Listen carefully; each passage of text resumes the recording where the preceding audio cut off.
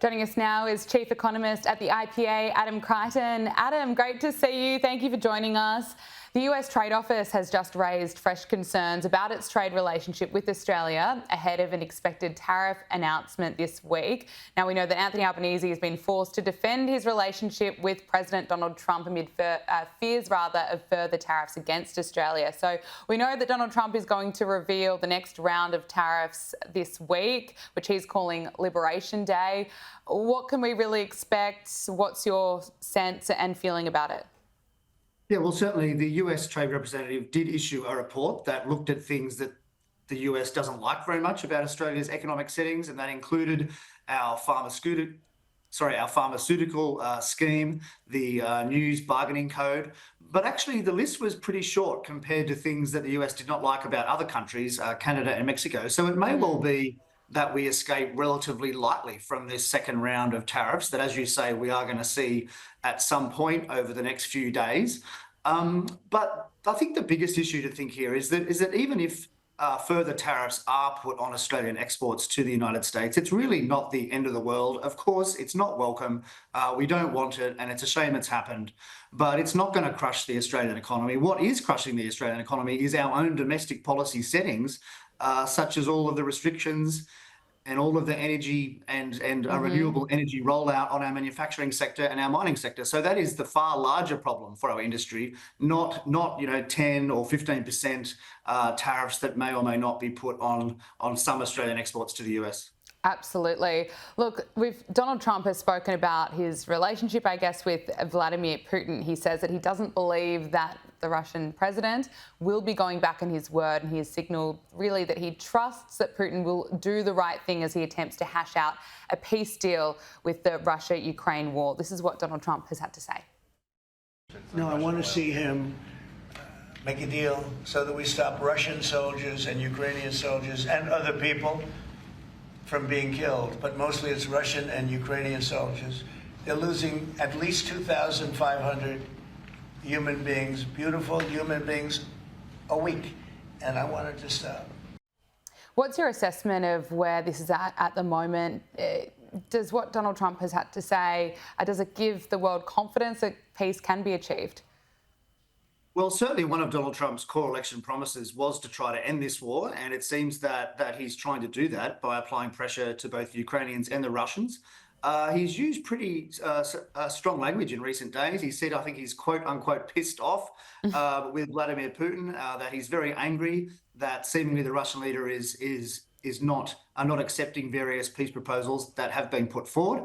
The US president, I think he's even canvassed putting 25% secondary tariffs on other countries that import Russian oil, such as Brazil, Turkey and India. That would certainly be an extreme move, but I think it's worth noting that all of the chatter before the presidential election and after, that somehow Donald Trump was a patsy of the Russian leader, does not seem to be true at the moment. I mean, like I just said, he's threatening serious secondary tariffs on countries that import Russian oil. Now, look, we'll see what happens there. I think that would be a very extreme move and very, very disruptive to do that. It's not happened yet. But look, I think the prospects for peace are much better than they were 3 or 4 months ago before he entered the White House. That's surely fair to say. Absolutely. And that's got to be good for the world and world peace. Absolutely. We have heard Donald Trump once again being quite critical of Ukrainian President Volodymyr Zelensky, claiming that he's now trying to back out of the minerals deal. Take a listen. Zelensky, by the way, I see he's trying to back out of the rare earth deal. And if he does that, he's got some problems, big problems. We made a deal on rare earth, and now he's saying, well, I want to renegotiate the deal. He wants to be a member of NATO. Well, he was never going to be a member of NATO. He understands that. So if he's looking to renegotiate the deal, he's got big problems. Yeah, what do you make of that? It really doesn't appear that the relationship between the US and Ukraine is getting any better. Look, that's true. I mean, I think Donald Trump wants to create the perception and maybe the reality that the US is somehow going to get back some of the hundreds of billions of dollars that it spent supporting Ukraine. It's a very popular notion in the global community that US taxpayers should just pay for the defense of everyone else around the world. But from a domestic US point of view, and certainly from the people that support Donald Trump, Yeah. they don't agree with that. They don't like having to pay for everyone else's defense. And so they would like to get something back from the Ukrainians. Now, whether that happens or not, we don't know. But certainly I would say the US is in a much stronger negotiating position here than the Ukrainians, because the US has been funding their entire government, more or less, for years. Yeah, absolutely.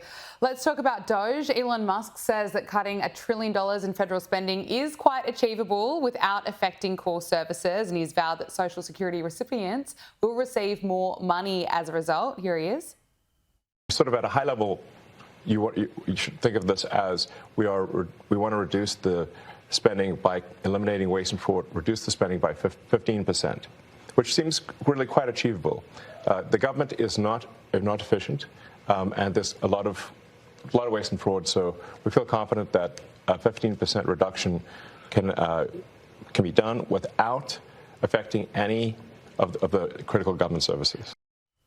It's great hearing Elon Musk being so transparent, speaking about exactly what he is doing to the American people, while left-wing activists are out there burning Tesla charging stations and setting cars on fire.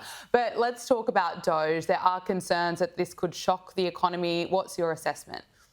Oh, look, I don't think it will shock the economy. There's plenty of evidence in the past from other countries that steep spending cuts do not cause a recession, and in fact can encourage economic growth. Especially when the spending is very unproductive and inefficient in the first place. And of course, as you know, spending leads to taxes, either now or in the future.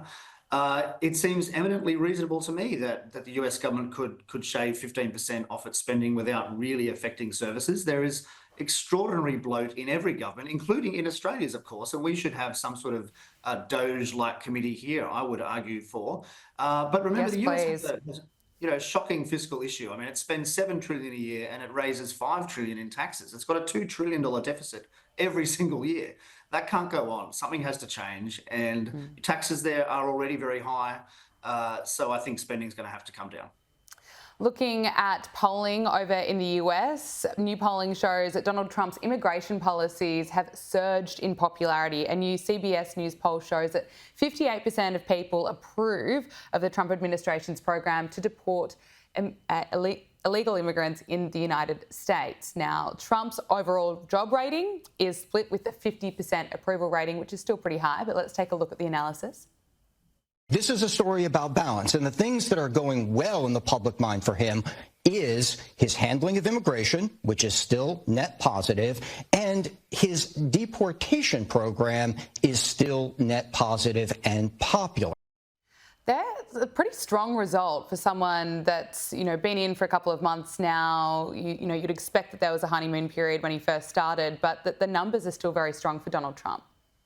Yeah, look, I think it's funny there. Those anchors were reading out the results as if they were shocked. But I mean, I don't think it's surprising that people don't like illegal immigration. So, I mean, if anything, I thought 58% approval of his policy was too low, and it would be higher in reality. Who knows? We'll see other polls. But certainly during the Biden administration, something like 10 million people entered the US illegally.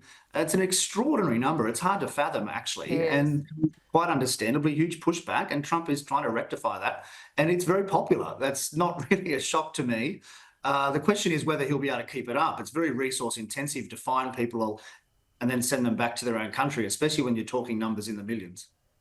Look, you said earlier that we should have a bit of a DOGE system here in Australia. I think many people would agree with you. And you've written in The Australian that voters are sick of the spending splurge. You've written that voters are sick of the spending splurge, but our pollies don't listen. Now, you say, listening to the two major parties just a few days out from budget, you'd think that there's no significant constituency in this country for cutting government spending. And there should be, given the nation's increasingly dire fiscal outlook. And it turns out that around 4 times as many Australians would prefer the government to cut spending as opposed to increase taxes to fix the budget. And that's according to a survey by the Institute of Public Affairs. Look, what do you make of the numbers from that survey? What are you hearing from people? How many of us really want a DOGE?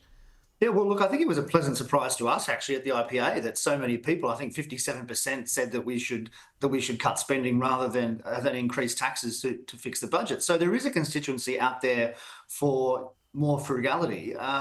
Yes. But sadly, neither side of politics really wants to cater to that. It's seemingly much easier, much politically simpler to simply advocate for more spending or to have a small target strategy. But I mean, at some point there'll have to be cuts because we can't keep increasing spending at the rate we are. I mean, it's gone up faster than in the Whitlam years in just the past 3 years.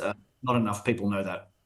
And now the election campaign here in Australia is underway, and we're already seeing some comparisons to what played out in the United States last year. Anthony Albanese appears to have copied the economic centrepiece of the failed Kamala Harris campaign.